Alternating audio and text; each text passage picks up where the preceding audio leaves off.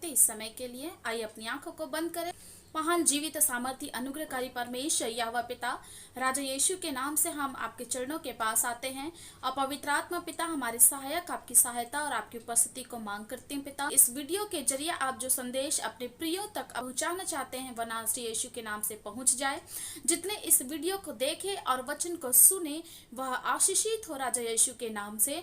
और जिस कलीसिया के विषय में पवित्र आत्मा पिता आप बताना चाह रहे हैं पिता के मन की बातों को, उसके अनुसार पे जो है सुनने वाले भाई बहन सचेत हो जाएं। राजा यीशु के नाम से आगे के समय को पवित्र आत्मा पिता आपके हाथों में सौंपते हुए दुआ मांगते हैं, सुनिए कबूल करे स्वर्गीय पिता यीशु नासरी के नाम पे, आमीन आमीन। प्रियो, आज हम जिस कलीसिया के विषय में देखने जा रहे हैं वह लौदीकिया की कलीसिया है। प्रकाशित वाक्य की पुस्तक 3 अध्याय 14 वचन से 22 वचन तक लौदीकिया के विषय में हमें जानकारी मिलती है, पर हम यहाँ पर शुरू के कुछ वचनों को देखेंगे। लौदीकिया की कलीसिया के दूत को यह लिख, जो आमीन विश्वास योग्य और सच्चा गवाह है और परमेश्वर की सृष्टि का मूल कारण है, वह यह कहता है, मैं तेरे कार्यों को जानता हूँ कि तू न तो ठंडा है न गर्म। भला होता कि तू ठंडा या गर्म होता, इसलिए कि तू गुनगुना है, न ठंडा है और न गर्म, मैं तुझे अपने मुंह से उगल दूंगा। प्रियो, पहले ही वचन के अनुसार पे जो है यहाँ पर मसीह यीशु का परिचय आमीन विश्वास योग्य और सच्चा के रूप में दिया गया है और मसीह यीशु ही सृष्टि का मूल है, जो यूहन्ना रचित सुसमाचार 1 अध्याय पे यूहन्ना ने कहा हुआ। यहाँ पर जो लौदीकिया के विषय में परमेश्वर प्रभु यीशु मसीह ने जो कहा है वह लौदीकिया एक घमंडी कलीसिया थी। यह नगर ही पूरा घमंड से भरा हुआ था। लौदीकिया नगर की कलीसिया ऐसी प्राचीन और आत्मिक रूप से मृतक दशा में होते हुए भी अपने आप में पूरी तरह से संतुष्ट थे, मतलब न ठंडे थे और न ही गर्म। कहने का तात्पर्य यह है कि लौदीकिया की कलीसिया पूरी रीति से सांसारिक नहीं थी, मतलब वह पूरी रीति से ठंडी नहीं हुई थी, लेकिन वे परमेश्वर के लिए सरगर्म भी नहीं थी और निरुत्साहित होकर गुनगुने हो चुके थे, जिसका अर्थ है पाप के प्रति उनकी दशा जो है वो लापरवाही पूर्ण हो चुकी थी। ऐसी ही प्राचीन कलीसिया को प्रभु यीशु मसीह ने यहाँ पर अपने वचन के जरिए फटकार लगाया है। पुराने समय में लौदीकिया नाम के लगभग 6 नगर पाए जाते थे और जब प्रकाशित वाक्य की पुस्तक लिखा गया यूहन्ना प्रेरित के द्वारा, तो इस लौदीकिया की पहचान के लिए लौदीकिया लूकस का नाम दिया गया, क्योंकि लौदीकिया जो थी वह लूकस नदी के किनारे बसी हुई थी और यही उसकी पहचान बनी। तो जब प्रभु यीशु मसीह के चेले यूहन्ना ने प्रकाशित वाक्य को लिखा, उस वक्त में यह जो लौदीकिया पाई गई वह लौदीकिया लूकस थी। लौदीकिया का अर्थ मानवीय अधिकार है। यह नगर फिलाडेल्फिया से 40 मील दूर दक्षिण की ओर बसा हुआ नगर था। साथ ही यह एशिया माइनर का प्राचीन काल में प्रसिद्ध और बड़ा व्यापारी केंद्र था। लौदीकिया राजमार्ग पर बसा होने के कारण पे बैंकिंग का बहुत बड़ा केंद्र था और करेंसी एक्सचेंज का केंद्र हो चुका। और लौदीकिया रोमन साम्राज्य के समय में बसाया गया नगर था। इसके साथ ही यह उन्नतिशील था और प्रगतिशील नगर था और बहुत ही बड़े कपड़े का कारखाना भी यहाँ पर पाया जाता था। इसके साथ में ही यहाँ पर आंखों के सुरमा से संबंधित कारखाना भी पाया जाता था। लौदीकिया के आसपास में चरने वाली जो भेड़ी थी वह विशेष नस्ल की हुआ करती थी। उनकी बाल वो चमकीले काले रंग के और बैजनी रंग के नरम मुलायम हुआ करते थे और यही लौदीकिया की प्रसिद्धि का मुख्य कारण थे। लौदीकिया नगर इस ऊन से जो है वह विशेष तरह का वस्त्र बनाया करता था, जिसे तिमिता कहते हैं।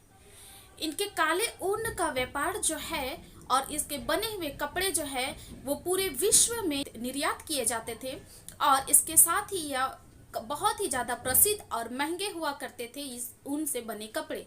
लौदीकिया को अपने यहाँ बने इस कपड़े का इतना ज्यादा घमंड था कि वह यह भूल चुका था कि वह आत्मिक रूप से परमेश्वर की दृष्टि में नंगा है। और लौदीकिया की यही घमंड भरी सोच जो है वो प्राचीन कलीसिया बहुतेरे विश्वासियों के पतन का कारण बना। लौदीकिया की इस बड़ी उपलब्धि के बाद भी यहाँ पर पानी की बहुत ही ज्यादा समस्या हुआ करती थी और यहाँ का जो राजा था वह पानी की समस्या के समाधान के लिए मेरे प्रियो बावड़ी जैसे हमारे राजस्थान में मिलता है और बड़े बड़े गहरे कुएं खोदा करते थे, फिर भी पानी की समस्या व्याप्त रहती थी। इस पानी की समस्या का निपटारा के लिए जो है यहाँ का राजा आसपास के दो छोटे नगरों से नहर की व्यवस्था द्वारा पानी का प्रबंध किया करता था। एक तरफ से आने वाला पानी ठंडा और दूसरी तरफ से पानी जो आता था वह गर्म हुआ करता था और जब यह लौदीकिया तक नहर के जरिए पहुंचता तब तक गुनगुना हो जाया करता था। यही गुनगुनेपन के कारण को प्रभु यीशु मसीह ने आत्मिक रूप से यहाँ पर लौदीकिया के लिए कहा है। दो जगह से पानी आना दो तरह के विचारधाराओं को भी दर्शाता जो लौदीकिया के कलीसिया में भी पाई जाती थी। लौदीकिया नगर कपड़े के बहुत बड़े कारखाने की प्रसिद्धि के साथ में चिकित्सा केंद्र के कारण भी प्रसिद्ध था। लौदीकिया और फ्रुंगिया के प्रवेश द्वार के बीच में केरियन देवताओं का मंदिर था। प्रकाशित वाक्य में लौदीकिया को पत्र लिखे जाने से पूर्व यह मंदिर सामाजिक, प्रशासनिक और राजनीतिक कारणों का मुख्य बिंदु था। प्रिय, विशेषतः यह मंदिर जो है वह एक मेडिकल स्कूल था और यह उठकर लौदीकिया आकर बस गया था। इस मंदिर के वैद्य इतने ज्यादा प्रसिद्ध थे कि लौदीकिया के सिक्कों पर इनका चित्र अंकित किया गया था। यह मेडिकल स्कूल जो है वो दो बातों के लिए पूरे विश्व में प्रसिद्ध था मेरे प्रियो, एक कान की दवाई के लिए और दूसरा आंखों के सुरमा के लिए। लौदीकिया को आंखों के विषय में अपनी चिकित्सा पद्धति का इतना अधिक गर्व था कि उसने कभी नहीं सोचा कि परमेश्वर की दृष्टि में वह स्वयं आत्मिक रूप से अंधा है और उसकी आंखों पे औषधि की आवश्यकता है। इस चिकित्सा स्कूल पे जो है वो बहुत दूर दूर से विद्यार्थी शिक्षा ग्रहण करने के लिए आया करते थे। यहाँ पर ऐसा माना जाता था कि ज्वालामुखी के फटने से जो लावा निकलता है और उसका रंग काला होता है, उस लावा के राख को अगर आंखों पे लगा लिया जाए तो आंखों की से संबंधित बहुत सी बीमारियां ठीक हो जाती। यह सोच लौदीकिया के अज्ञानता को दर्शाता है। लौदीकिया के नगर के विषय में कुछ अंतिम बातों को बताना चाहूंगी, फिर हम आगे देखेंगे कि लौदीकिया के विषय में क्या चेतावनी मसीह यीशु की रही है। प्रियो, इस लौदीकिया नगर में बहुतायत से यहूदी जाति बसा करती थी और यह यहूदी जाति वचन के मुताबिक जो है वो यरूशलेम मंदिर के लिए टैक्स भी दिया करती थी। इसके साथ में ही टैक्स देने के कारण यहाँ के राजा को जो है वह पसंद नहीं था और टैक्स में बंद करा दिया था कि यहाँ लौदीकिया का रुपए जो है वो यरूशलेम मंदिर ना पहुंचा करे।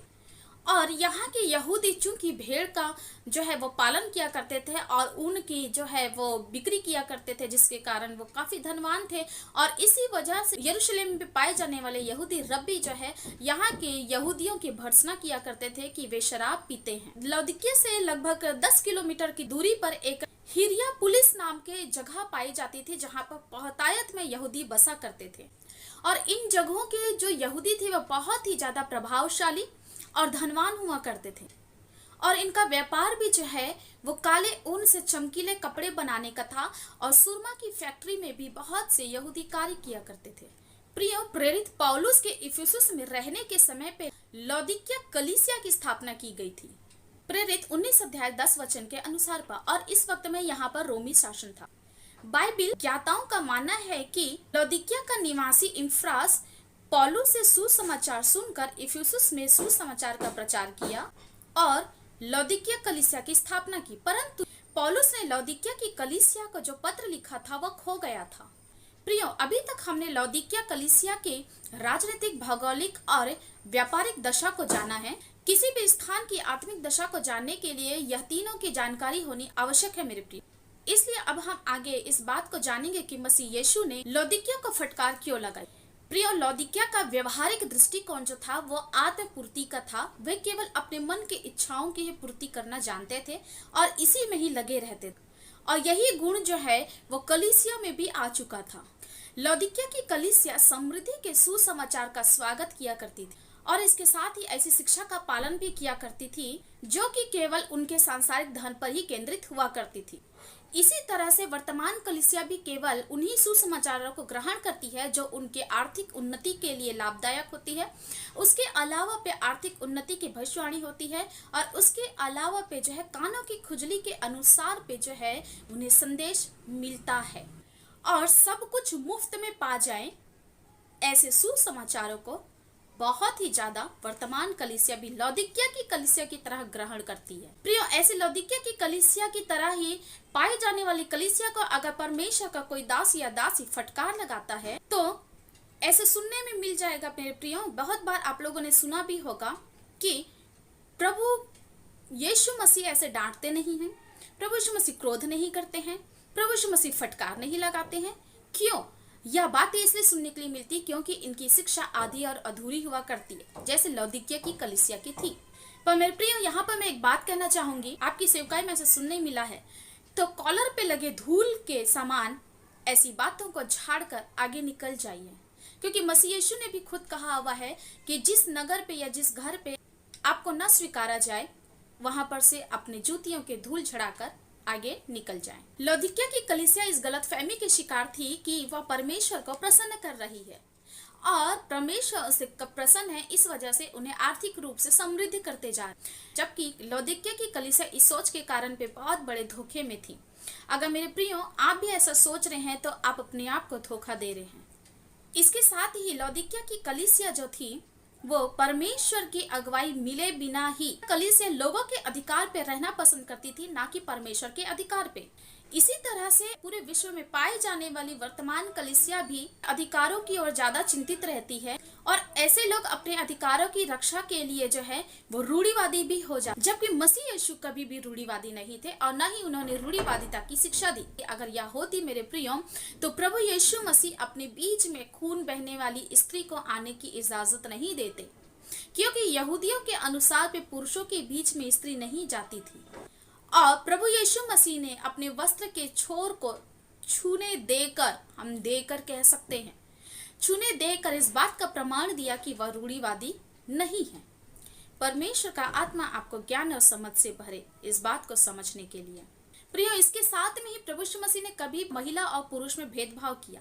यह अधिकारों के कारण पे जो है लौदीकिया की कलीसिया की जैसे ही वर्तमान कलीसिया भी रूढ़िवादी हो जाती है। इसलिए लौदीकिया की कलीसिया को प्रभु यीशु मसीह ने कहा कि मैं तेरे कार्यों को जानता हूँ और तू न ठंडा है न गर्म वरन गुनगुना है। मसीह यीशु ने लौदीकिया के कोई भी तारीफ के बोल नहीं बोले वरन फटकार लगाई है, क्योंकि वे गुनगुने पाए गए थे। और मेरे प्रियो, गुनगुने होना परमेश्वर को घृणित लगता है। प्रियो, आगे हम देखते हैं कि मसीह यीशु के जरिए जो गुनगुना शब्द इस्तेमाल किया उसका तात्पर्य क्या है और मसीह की दृष्टि में लौदीकिया की आत्मिक दशा क्या थी।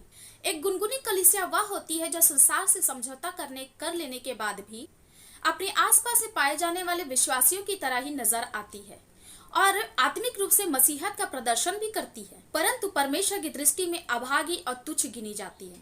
मसीह ने ऐसो ही कोई चेतावनी दी है और विश्वास और धार्मिकता और प्रकाशन में दृढ़ होने और संगति में दृढ़ होने के लिए बुलाते हैं। मसीह ने लौदीकिया की कलीसिया को और वर्तमान कलीसिया को भी यह चेतावनी दी है कि अपने गुनगुनेपन से बाहर आ जाएं, अन्यथा वे मुंह से थूक दिए जाएंगे या उगल दिए जाएंगे। प्रियो, जब मनुष्य गर्म पदार्थ लेना चाहता है तो वह गर्म पदार्थ ही लेगा। ठीक इसी तरह से ठंडी वस्तु के लिए भी है, ना कि ठंडी वस्तु की आवश्यकता होने पर गुनगुनी वस्तु लेगा। और लौदीकिया की कलीसिया पीने की गुनगुनी वस्तु के समान हो चुकी थी। मतलब यहाँ पर लौदीकिया की कलीसिया की सेवकाई ना तो ठंडी थी और ना ही गर्म थी, वरन यह गुनगुनी थी। यहाँ के जो प्राचीन थे वे कलीसिया को ऐसा सुसमाचार या ऐसा संदेश या प्रकाशन नहीं देते थे जो वहाँ की कलीसिया की आवश्यकता हो। और वर्तमान में हम बहुत अच्छी तरह से उदाहरण दे सकते हैं। गुनगुने होने का अर्थ है सिर्फ 25 दिसंबर के लिए रेडी रहना, गुड फ्राइडे के लिए रेडी रहना, रिजरेक्शन डे के लिए रेडी रहना और न्यू ईयर मनाने के लिए रेडी रहना। फिर उसके बाद इनके हृदय में मसीह यीशु का जन्म हो या ना हो, पुनरुत्थान की सामर्थ काम करे या ना करे, कोई फर्क नहीं पड़ता। लौदीकिया की कलीसिया के सामने में कोई प्रकाशन नहीं था और यह कलीसिया ठीक उसी तरह से थी जिस तरीके से दो जगह से पानी आने के कारण पे लौदीकिया तक पहुंचते पहुंचते गुनगुना हो जाया करता था। प्रियो, मसीही लोग संसार पे रहते हैं और मसीह की सत्यता को जानते हुए शारीरिक रूप में संसार पे लिप्त रहते हैं और इसके साथ ही शारीरिक और आत्मिक रूप से स्वीकार कर लेने के बाद भी मसीह का इनकार कर देते हैं और संसार डर के कारण पे वे अपने जीवन के मुकुट को खोने के लिए भी तैयार रहते हैं। प्रिय, याद रखिएगा, पूरे विश्व में जो है एक अविश्वासी कभी भी मसीहत को बदनाम नहीं करता, वरन ऐसे विश्वासी जो संसार से समझौता कर लेते हैं और मनुष्य से डरने के कारण मसीह का इनकार भी कर देते हैं, अपने लाभ के लिए वही मसीहत को बदनाम करते हैं, क्योंकि एक अविश्वासी मसीह का नाम ही लेना नहीं चाहता। आदर और महिमा परमेश्वर की हो। और ऐसे घृणित कार्य करने वालों में वे लोग शामिल होते हैं मसीहत को बहुत अच्छी तरह से करीब से जानने वाले होते हैं। अतः ऐसी ही कलीसिया को प्रभु यीशु मसीह ने सुधारने के लिए सुनहरा मौका दिया है। प्रियो, ठंडी कलीसिया की स्थिति गुनगुनी कलीसिया की स्थिति में बेहतर होती है, क्योंकि ठंडी कलीसिया को यह पता है कि वह गर्म की जा सकती है, परंतु गुनगुनी कलीसिया जो है वह स्वयं में धोखे पे रहती है, क्योंकि वह कभी भी यह मानने के लिए तैयार नहीं होगी कि उन्हें पश्चाताप की आवश्यकता है, क्योंकि गुनगुनी आत्मिक दशा जो है वो जस्ट अपोजिट होती है ठंडी के। गुनगुनी आत्मिक दशा के विश्वासी जो है वो घमंडी और स्वयं को धोखे में रखने वाले होते हैं कि वह गर्म है। ये आत्मिक दशा के प्रति लापरवाह होते हैं। इन्हें कितना भी आप कहें कि आपको पश्चाताप की आवश्यकता है, यह कभी भी स्वीकार नहीं करेंगे। यह भी नहीं स्वीकार करेंगे कि प्रभु यीशु मसीह बाहें पसारे हुए इनका स्वागत करने के लिए तैयार है कि पश्चाताप करके लौट आए, वरन यह परमेश्वर के दास और दासी को जो है अपने रटे हुए 2 वचनों को सुनाकर उल्टा वापस भेज देंगे, अपमानित करके, परंतु कभी भी यह स्वीकार नहीं करेंगे कि उन्हें वापस मसीह के पास लौटने की आवश्यकता है। वचन के अनुसार मेरे प्रियो, बेशक हमें सावधान रहने की जरूरत है, क्योंकि हम अंत के समय में जी रहे हैं, परंतु हमें ध्यान रखना है कि हम गुनगुने तो नहीं होते जा रहे हैं। जैसे अपनी समृद्धि को देखकर, भौतिक उन्नति को देखकर लौदीकिया के प्राचीन जो थे वो गुनगुने हो चुके थे। हमें लगातार स्वयं को जांचने की आवश्यकता है, और यह जांच कार्य परमेश्वर पवित्र आत्मा के जरिए हम कर सकते हैं कि हम गुनगुनी दशा में तो नहीं जा रहे हैं जैसे लौदीकिया हो चुकी थी। अन्यथा प्रभु यीशु मसीह हमें मुंह से उगल देंगे। मुंह से उगलने का तात्पर्य है मेरे प्रियो, नजरअंदाज किया जाना। फिर विश्वासी कितना भी प्रार्थना करे वह नजरअंदाज होगा तब तक जब तक विश्वासी पश्चाताप ना कर ले और अपने गुनगुनेपन को छोड़ ना दे। मसीह यीशु ने लौदीकिया की कलीसिया को एक और फटकार लगाई कि तू तुच्छ, अभागा, नंगा और अंधा है और साथ ही दरिद्र भी है। लौदीकिया को मसीह यीशु कहते हैं कि तू वस्त्र बेचकर और कीमती ऊन वाली भेड़ों को पालकर और उससे वस्त्र बनाकर धनवान तो हो चुके हो, पर मेरी दृष्टि में तुम आत्मिक रूप से दरिद्र हो, क्योंकि लौदीकिया आत्मिक रूप से निर्धन। लौदीकिया के लोग अपनी आत्मिक दशा को देखने के लिए अंधे हो चुके थे और न ही उनके पास आत्मिकता और धार्मिकता के वस्त्र थे। प्रियो, लौदीकिया के मसीहों के इस उदाहरण से हमें यह चेतावनी ग्रहण करनी होगी कि हमें स्वयं को उस दृष्टिकोण से देखना है जिस दृष्टिकोण से मसीह यीशु हमें देखते हैं, और अगर ऐसा ना करें तो हम स्वयं भी लौदीकिया की तरह धोखे में हैं। प्रियो, आज नरक के मार्ग में बहुतेरे हैं जो ये सोचते हैं कि वे स्वर्ग के मार्ग की ओर जा रहे हैं। लौदीकिया का आत्मिक रूप से गुनगुने होने का कारण उनका सांसारिक धन से संतुष्ट हो जाना था, और साथ ही आत्मिक रूप से निर्धनता का मुख्य कारण उनका निर्धनता के प्रति उनकी अज्ञानता और नीरसता थी। आज भी बहुतेरे विश्वासी और संपन्न कलीसिया यही सोचती है कि हमसे प्रभु यीशु मसीह प्रसन्न है, इस वजह से हम आर्थिक रूप से संपन्न पाए जाते हैं। इसलिए राजा दाऊद ने हमेशा यही प्रार्थना की कि परमेश्वर मुझे उतना ही दे कि मैं भूखा ना रहूं और तुझे भूलने ना पाऊं। मसीह यीशु के द्वारा जो लौदीकिया की कलीसिया के लिए कठोर वचन जो कहे गए हैं उसका अर्थ है मेरे प्रिय, अभागा जिसका कोई भविष्य नहीं, तुच्छ जो ग्रहण योग्य ना, कंगाल जो परमेश्वर के आत्मिक धन से रहित है, अंधा आत्मिक बातों को जो देख ना सके, नंगा जिनके पास पवित्रता का वस्त्र नहीं है जो परमेश्वर की ओर से दिया जाता है, यह वस्त्रहीन होना जिससे पूरा शरीर ढक ना पाए। लौदीकिया में प्रेरित यूहन्ना के समय में विशेष दवाई बनाई जाती थी जो सुरमा के नाम से जाना जाता था और पूरे विश्व भर में इसका व्यापार किया जाता था। इसके बावजूद लौदीकिया आत्मिक रूप से निर्धन और अंधा था। लौदीकिया की कलीसिया को प्रभु यीशु मसीह ने आग में ताया हुआ शुद्ध किया हुआ सोना खरीदने की सलाह दी थी, ना कि साधारण सोना। ताया हुआ सोने से अर्थ है परमेश्वर की महिमा करना, जो कि लौदीकिया की कलीसिया में बिल्कुल भी नहीं पाया जाता था, और परमेश्वर की महिमा करके सच में धनी हो जाने से था। लौदीकिया नगर और वहां के कलीसिया के लोग भी हुंडी भुनाने के कारण, करेंसी एक्सचेंज करने के कारण धनी तो थे, परंतु कलीसिया में आत्मिक धन की घटी थी। उनके पास महंगे और सुंदर वस्त्र तो थे, परंतु परमेश्वर की ओर से दिया हुआ श्वेत पवित्रता का वस्त्र नहीं था। इसलिए उन्हें श्वेत वस्त्र पहनने की सलाह मसीह ने दी थी, ताकि वे अपने आत्मिक नंगेपन को ढांक सके। क्योंकि लौदीकिया की कलीसिया को चमकीले ऊन से बने वस्त्रों की आवश्यकता नहीं थी, परंतु परमेश्वर की ओर से दिए हुए वस्त्र की आवश्यकता थी। इसी तरह से वर्तमान कलीसिया को भी वो सुंदर सुंदर वस्त्रों की आवश्यकता के साथ में आत्मिक रूप से परमेश्वर की ओर से दिए हुए वस्त्र की आवश्यकता है। और यही आत्मिकता का वस्त्र ही मेरे प्रियो शत्रु के सामने हमारे लिए पहचान का कारण होता है कि हमारे ऊपर में शत्रु का अधिकार नहीं, वरन परमेश्वर का अधिकार है।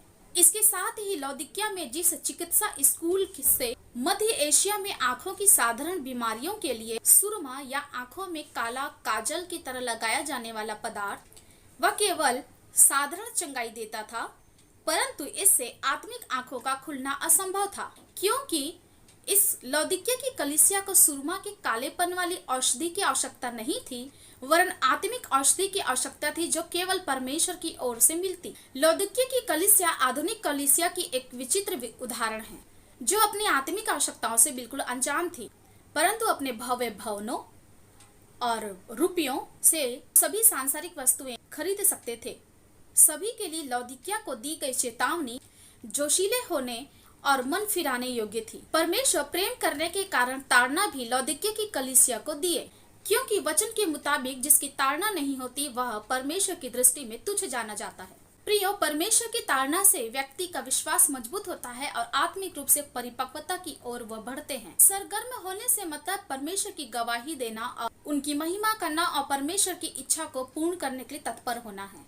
और यही परमेश्वर की दिली ख्वाहिश है कि उसकी कलीसिया वो सरगर्म रहे और मन फिरा कर, मतलब परमेश्वर को ना भाने वाली बातों से पीठ को फिरा ले और परमेश्वर के अनुसार विश्वास योग्यता के मार्ग में चलकर उनके पीछे पीछे हो ले, जैसे प्रभु यीशु मसीह अपने पिता के लिए विश्वास योग्य ठहरा। पद 20 में प्रभु यीशु मसीह ने कहा कि देख, मैं द्वार पे खड़ा हुआ खटखटाता हूँ। लौदीकिया के लोग अभिमानी और गुनगुने होने के कारण मसीह को अपनी कलीसिया से बाहर छोड़ दिया था। मतलब जिस रूम पे बैठकर वह आराधना किया करते थे, वहां पर पवित्र आत्मा की उपस्थिति नहीं थी और उनका दुल्हा प्रभु यीशु मसीह वो द्वार के बाहर हुआ करता था। लेकिन प्रभु यीशु मसीह उनसे प्रेम करने के कारण द्वार पर खड़े होकर आज भी खटखटाते हैं, ताकि वे भीतर आए और प्रत्येक व्यक्ति मसीह की दुल्हन बन जाए। यह मसीह यीशु के सुसमाचार का महान और अद्भुत सत्य है। विश्व का सर्वोच्च और सर्वसामर्थी परमेश्वर आज भी प्रत्येक मनुष्य के हृदय के द्वार पर खटखटा रहा है, इस आशा से कि व्यक्ति या उसकी कलीसिया द्वार को खोलेंगे और उन्हें आमंत्रित करेंगे। प्रियो, आज लौदीकिया कलीसिया का कोई भी अंश नहीं पाया जाता, क्योंकि लौदीकिया की कलीसिया ने मसीह यीशु के लिए द्वार को नहीं खोला। उन्होंने अपने आत्मिक रूप से अंधेपन, दुर्बलता, निर्धनता और नंगेपन का अंगीकार नहीं किया था और न ही पश्चाताप किया। इसलिए प्रियो, यदि आप आज इस वचन को सुनकर या ऐसी कलीसिया मसीह यीशु के द्वारा द्वार को खटखटाने की आवाज को सुने, तो द्वार को खोल दीजिए और यह द्वार आपका हृदय रूपी है। देर न करें, अन्यथा प्रभु यीशु मसीह दूर चले जाएंगे। वह दयालु और कृपालु है, फिर भी से सदा इंतजार करते नहीं रहेंगे और तब यह बहुत ही भयंकर बात हो जाएगी। आज वर्तमान जगह में पूरे विश्व में दुल्हा प्रभु यीशु मसीह कलीसिया के द्वार पर पाया जाता है, मतलब कलीसिया के बाहर पाया जाता है। और कलीसिया जिस भवन में अंदर कलीसिया बैठती है, लोग बैठा करते हैं, वहां पर न पवित्र आत्मा की उपस्थिति पाई जाती है और न ही प्रकाशन पाया जाता है। यह ठीक ऐसी दशा हो चुकी है कि दुल्हा के बिना दुल्हन, कलीसिया को वहां होना चाहिए जहां पर दुल्हा हो। अगर दुल्हा द्वार पे है तो दुल्हन द्वार पर ही होना चाहिए।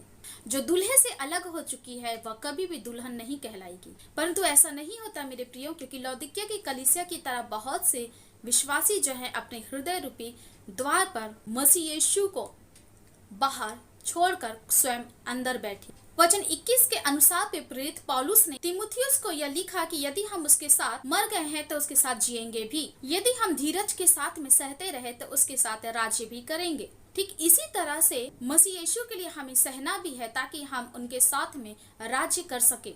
दुल्हा के साथ में दुल्हन स्वीकारी जाएगी, मतलब बिना प्रभु यीशु मसीह के कभी भी कलीसिया परमेश्वर के निकट नहीं स्वीकारी जाएगी। और याजक और राजा की तरह जयवंत जीवन जीने के लिए मसीह यीशु के निकट जाना जरूरी है। और जयवंत व्यक्ति को मसीह यीशु के द्वारा एक सम्माननीय जगह दिया जाएगा जिसे वचन में सिंहासन कहा गया है। प्रकाशित वाक्य की पुस्तक 3 अध्याय के 22 वचन के अनुसार पे मसीह यीशु ने एक बार फिर से सुनने और प्रति उत्तर देने का निमंत्रण दिया है कि जिसके कान हो वह सुन ले कि आत्मा कलीसियाओं से क्या कहता है। प्रत्येक कलीसियाएं परमेश्वर के आत्मा और उनके प्रेरित वचनों के अधीन है। इसके साथ ही प्रिय महत्वपूर्ण बात यह भी है कि पवित्र आत्मा की आवाज आप तभी सुन पाएंगे जब आपके बीच में और आपकी कलीसिया में मसीह यीशु की उपस्थिति पवित्र आत्मा के रूप में होगी। और जब तक कलीसिया या आप मसीह और उनके वचन के प्रति विश्वास योग्य नहीं होंगे तब तक उनकी बातों को ना समझ सकेंगे और नहीं सुन सकेंगे। अगर विश्वास योग्य है तभी पवित्र आत्मा की बातों को कलीसिया सुन सकती है और मसीह को ग्रहण कर सकती है। प्रियो, लौदीकिया की कलीसिया की तरह गुनगुनेपन को हटाकर अपने कानों को और अपनी आंखों को हमें रेडी करने, प्रिपेयर करने की आवश्यकता है कि हम मसीह की बातों को सुन सके और उनके प्रकाशनों को हम समझ सके। आमीन।